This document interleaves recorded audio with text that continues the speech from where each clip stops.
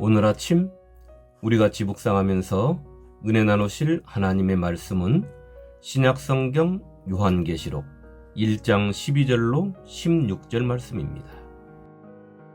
몸을 돌이켜 나에게 말한 음성을 알아보려고 돌이킬 때에 7 금촛대를 보았는데 촛대 사이에 인자 같은 이가 발에 끌리는 옷을 입고 가슴에 금띠를 띠고 그의 머리와 털의 희기가 흰 양털 같고 눈 같으며 그의 눈은 불꽃 같고 그의 발은 풀무불에 단련한 빛난 추석 같고 그의 음성은 많은 물소리와 같으며 그의 오른손에 7별이 있고 그의 입에서 좌우에 날선검이 나오고 그 얼굴은 해가 힘있게 비치는 것 같더라. 아멘. 요한계시록의 말씀의 시작은 하나님으로부터 시작되고 있습니다. 예수 그리스도의 계시라. 이는 하나님이 그에게 주사. 이것은 우리에게 무엇을 깨닫게 하는 것입니까? 요한사도를 통한 이 계시록의 말씀이 참 하나님의 말씀이며 계획이고 뜻이라는 사실입니다. 아울러 이 계획은 하나님께서 세우신 것이니 반드시 마침이 있다는 것을 우리에게 알려주고 있는 것입니다. 주 하나님이 이르시되 나는 알파와 오메가라. 이제도 있고 전에도 있었고 장차 올 자요 전능한 자라 하시더라. 요한계시록 1장 8절 말씀입니다. 또 내가 볼 때에 그의 발 앞에 엎드려져 죽은 자같이 되매 그가 오른손을 내게 얹고 이르시되 두려워하지 말라. 나는 처음이요 마지막이니. 요한계시록 1장 17절 말씀입니다. 시작과 끝을 하나님과 예수님께서 주관하고 계신다는 것을 우리는 알 수 있는 것입니다. 지난주에 이어서 말씀을 이어가도록 하겠습니다. 우리는 진지하게 물어야 할 것들이 또 있습니다. 하나님께서는 왜 사도 요한을 통하여 이 땅에 다시 오실 예수님의 모습을 이렇게 세밀하게 알려주시는가 하는 것입니다. 또 사도 요한은 왜 예수님의 모습을 보고 죽은 자처럼 예수님의 발 앞에 엎드러져야 했는가 하는 것을 말입니다. 왜 하나님은 우리에게 이 땅에 다시 오실 예수님의 모습을 알려주셨을까요? 이 물음에 들어가기 전 우리 성도님들께 한 가지 질문을 먼저 드려보겠습니다. 예수님 이 땅에 오시기 전 하나님의 백성과 예수님 이 땅에 오신 후에 성도들의 가장 큰 차이가 무엇일까요? 그것은 예수님 오시기 전 하나님의 백성들은 메시아를 학수고대하며 기다렸다는 것입니다. 비록 그들이 잘못된 생각을 가지고 메시아를 기다렸지만 말입니다. 그러나 지금은 어떻습니까? 이들처럼 예수님 이 땅에 다시 오시기를 학수고대하며 기다리는 사람들이 있습니까? 성도 여러분들, 주님 오실 날을 두 손 모아 기다리고 있습니까? 그렇다면 왜 우리에게는 이런 간절함이 없을까요? 우리의 믿음이 그때 이스라엘 백성들보다 못해서 그런 것일까요? 그렇지 않습니다. 그것은 이 땅에서의 삶이 이스라엘 백성들의 삶보다 풍요롭고 자유롭고 이 세상에서 사는 것이 좋고 이 세상에 젖어 있기 때문인 것입니다. 하나님의 나라를 동경하는 것보다 세상 속 삶을 더 좋아하고 있기 때문인 것입니다. 이 현상이 말세의 끝에 나타나는 현상입니다. 사탄의 괴계 속에서 나 자신도 모르게 하나님의 나라보다 세상 속에서 기쁨을 찾고 즐거움을 찾으며 하나님으로부터 멀어지고 있는 것입니다. 그런데 더 무섭고 두려운 것은 내가 하나님으로부터 멀어지고 있다는 사실조차 모르면서 멀어지고 있다는 것입니다. 그렇게 믿음의 사도들이 말씀으로 우리에게 경고했습니다. 먼저 이것을 알지니 말세에 조롱하는 자들이 와서 자기의 정욕을 따라 행하며 조롱하여 이르되 주께서 강림하신다는 약속이 어디 있느냐. 조상들이 잔후로부터 만물이 창조될 때와 같이 그냥 있다 하니 이는 하늘이 옛적부터 있는 것과 땅이 물에서 나와 물로 성립된 것도 하나님의 말씀으로 된 것을 그들이 일부러 잊으려 함이로다. 베드로후서 3장 3절로 5절 말씀입니다. 또 유다서 1장 17절로 19절은 이렇게 기록하고 있습니다. 사랑하는 자들아, 너희는 우리 주 예수 그리스도의 사도들이 미리 한 말을 기억하라. 그들이 너희에게 말하기를 마지막 때에 자기의 경건하지 않은 정욕대로 행하며 조롱하는 자들이 있으리라 하였나니, 이 사람들은 분열을 일으키는 자며 육에 속한 자며 성령이 없는 자니라. 성도 여러분, 예수님께서 이 땅에 오실 때 모두가 잘못된 생각을 가지고 메시아를 기다린 것은 아닙니다. 그 중에서도 하나님의 거룩한 시들이 있어 그들이 예수님 만나기를 자신의 생명처럼 그 언약을 기다리며 있었다고 성경은 기록하고 있는 것입니다. 예루살렘에 시몬이라 하는 사람이 있으니 이 사람은 의롭고 경건하여 이스라엘의 위로를 기다리는 자라. 성령이 그 위에 계시더라. 시몬이 아기를 안고 하나님을 찬송하여 이르되, 주제여 이제는 말씀하신 대로 종을 평안히 놓아주시는도다. 내 눈이 주의 구원을 보았사오니 이는 만민 앞에 예비하신 것이요 이방을 비추는 것이요 주의 백성 이스라엘의 영광이니이다. 누가복음 2장 25절과 28절로 32절 말씀입니다. 안나라는 여선지자도 하나님의 거룩한 씨로 소개하고 있으며, 그녀의 나이 84세의 평생을 성전을 떠나지 아니하고 하나님 앞에 살다가 아기 예수님을 만나고 하나님의 비밀을 선포했던 것입니다.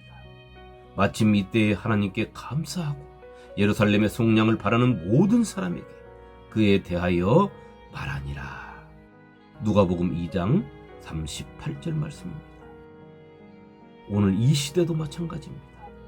거룩하지 못한 것들로 온통 포장되고 하나님의 거룩한 씨가 없는 세상처럼 보이지만, 이스라엘의 백성들이 살던 시대처럼 오늘 이 시대에도 주님 이 땅에 다시 오시기를 거룩한 마음으로 사모하며 소망을 두고 사는 하나님의 거룩한 씨들이 남아 있다는 것입니다.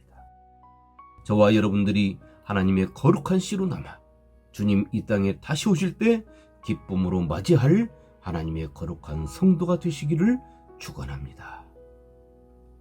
성도 여러분, 우리가 잊지 말아야 하는 것이 있습니다.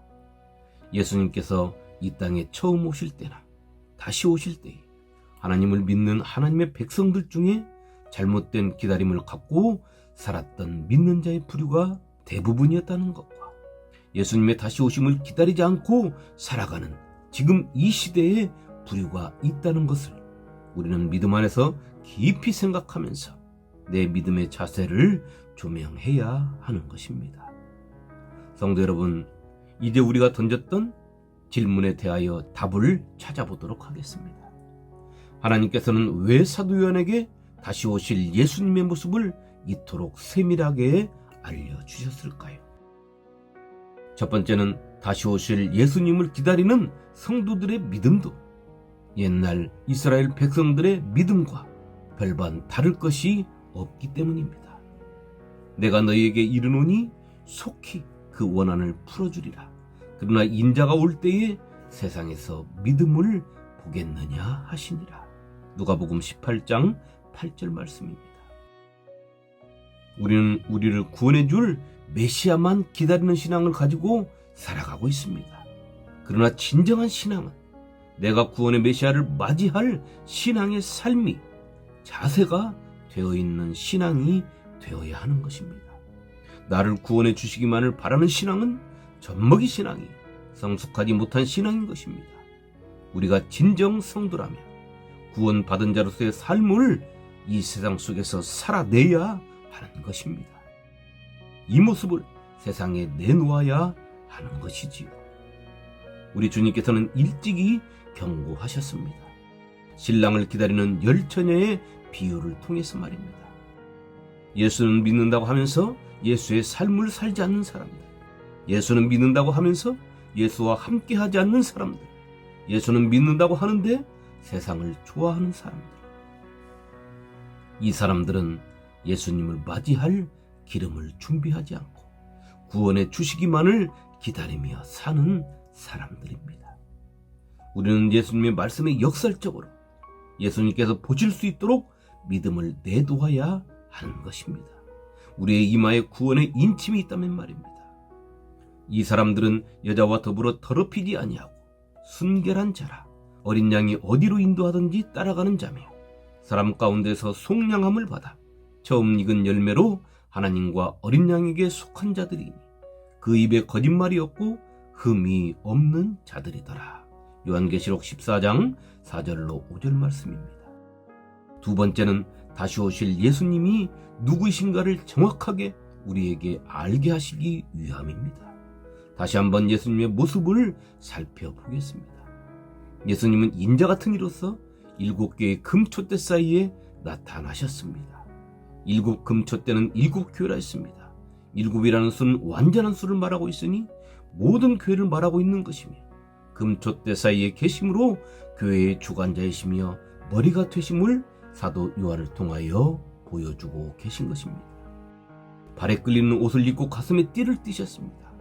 예수님이 입으신 옷은 왕의 옷이요 제사장을 상징하는 대례복으로 예수님의 위엄을, 가슴의 금띠 역시 예수님의 권위를 상징하고 있는 것입니다. 예수님의 머리와 머리카락이 흰 양털과 눈과 같다고 했습니다. 예수님의 눈은 불꽃 같다고 했습니다. 그 눈이 마치 불꽃처럼 이글이글 타오르는 것 같다는 것입니다. 예수님의 발은 풀무불에 단련한 빛난 주석 같다고 했습니다. 예수님의 발이 용광로에서 제르나에 나온 단단한 황동 같다는 것입니다. 예수님의 음성은 많은 물소리와 같다고 했습니다. 예수님이 오른손에 7뼈를 가지고 계십니다. 예수님의 입에서는 양쪽에 날이 선 검이 나온다고 했습니다. 예수님의 얼굴은 해가 힘있게 비친 같이 광채가 난다고 했습니다. 예수님은 왕과 대제사장의 위엄과 권위로 우리 앞에 오실 것입니다. 그렇다면 우리는 그 주님 앞에 이 세상에서 우리가 왕의 제사장으로서의 살았던 삶을 내놓아야 하지 않겠습니까? 예수님은 머리와 머리카락이 흰 양털처럼, 흰 눈처럼 성결한 모습으로 우리 앞에 오실 것입니다. 그렇다면 우리는 하나님을 향한 성결한 믿음을 내놓아야 하지 않겠습니까? 예수님은 눈이 이글거리듯 타오르는 불꽃으로 우리 앞에 오실 것입니다. 예수님의 눈이 이글거리듯 세상을 향하여 타오른다 할지라도 그 눈이 우리를 바라보실 때는 따뜻한 눈이 되어야 하지 않겠습니까? 예수님의 발은 풀무불에 단련한 빛난 주석으로 우리 앞에 오실 것입니다. 그렇다면 우리는 모든 피조물들이 그 발 아래에 무릎을 꿇어야 한다는 하나님의 말씀을 따라 기쁜 마음으로 예수님의 발 아래에 무릎을 꿇고 주님은 우리의 주님이십니다 하고 고백해야 하지 않겠습니까? 예수님은 물소리처럼 맑고 우렁찬 목소리를 발하며 우리 앞에 오실 것입니다. 그렇다면 우리는 주님의 음성을 들으며 그 주님을 향하여 내 마음속에서 나오는 경배의 찬양을 해야 하지 않겠습니까? 예수님은 오른손에 7뼈를 쥐고 입에는 양쪽에 날이 선 검이 나오는 모습으로 우리 앞에 오실 것입니다. 그렇다면 우리는 세상에 의하여 성령이 소멸되지 않은 자로서 주님께서 교회의 머리 되시며 나의 주인 되심을 시인하는 신앙으로 살아온 자로 주님을 맞이해야 되지 않겠습니까? 예수님은 얼굴에 해가 힘있게 비친 같이 얼굴에서 광채를 풍기시며 우리 앞에 오실 것입니다. 그렇다면 우리는 그 영광에 참여하는 자가 되어 영광의 주님을 기쁘게 맞이하는 성도가 되어야 하지 않겠습니까? 성도 여러분, 우리 주님의 모습은 2000년 전 이 땅에 오신 멸시받아야 하고 외면당해야 하는 모습이 아닙니다. 그런데 오늘 우리 교회가, 성도인 내가 주님을 멸시하고 외면하고 있는 것입니다. 오늘 하루 진정 나는 다시 오실 주님을 맞이할 준비가 되어 있는지를 살피고 2000년 전 이스라엘 백성들처럼 우매한 자의 자리에서 머무르는 데가 아니라 기쁨과 영광의 자리에 머무르면서 마라나타 주 예수여 오시옵소서 하는 찬양하는 성도가 되시기를 주님의 이름으로 축원합니다. 아멘.